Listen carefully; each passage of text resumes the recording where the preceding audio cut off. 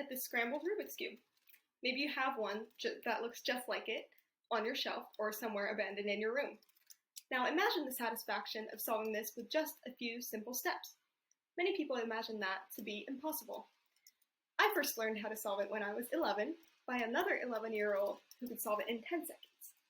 I've been doing this for 8 years now, and my best record is 35 seconds.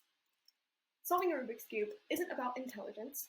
Anyone can learn to solve it by understanding its basic structure, memorizing and following some steps, and practicing consistently. Today, I will show you why it's not as hard as it seems by explaining its basic structure, demonstrating a beginner-friendly method step by step, and explaining how practice will make it more fun and rewarding. First, it's not as complicated as it looks. Each side is built with centerpieces, edge pieces, and corner pieces, and the centerpieces never move.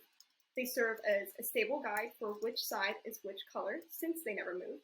And every move made to solve the Rubik's Cube is just rearranging these pieces around the centerpiece.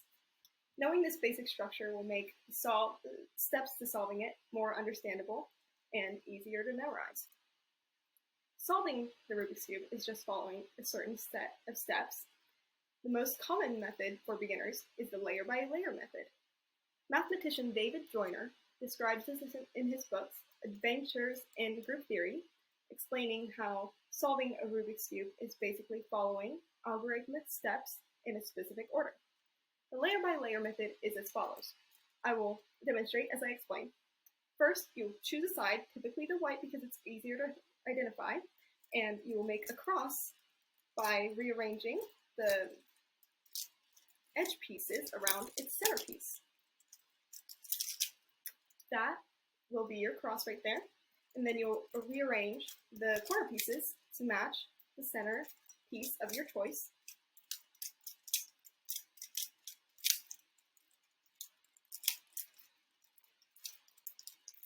Now that will give you the first layer done.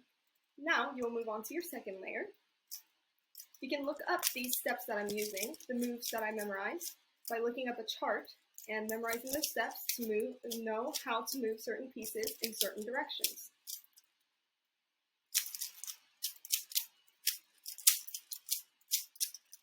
Now that you have your second layer done, you'll move on to the third layer, the top layer, which in this case will be the yellow.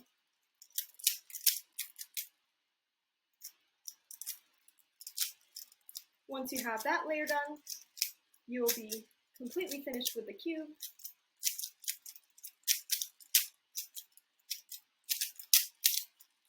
And that is the layer-by-layer method.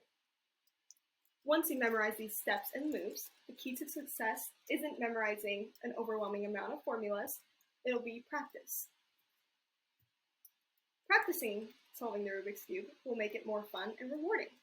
At first it will take some time, maybe about 5 minutes, but then you will get faster. The world record for a 3x3 Rubik's Cube is 3.05 seconds by Zhuangyi Zhang.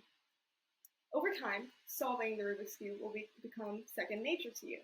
I can solve the Rubik's Cube now in about 1 minute without thinking too much about it. Solving the Rubik's Cube is also good for your brain. Psychologists David Hambrick, Randall Engel in the article The Role of Working Memory in Problem Solving explains how the working memory is essential for solving tasks with multiple complex steps like the Rubik's Cube. So the Rubik's Cube will help you strengthen and maintain your working memory, which will make it more rewarding than any kind of passive entertainment. This is all you need to know to start off your Rubik's Cube journey.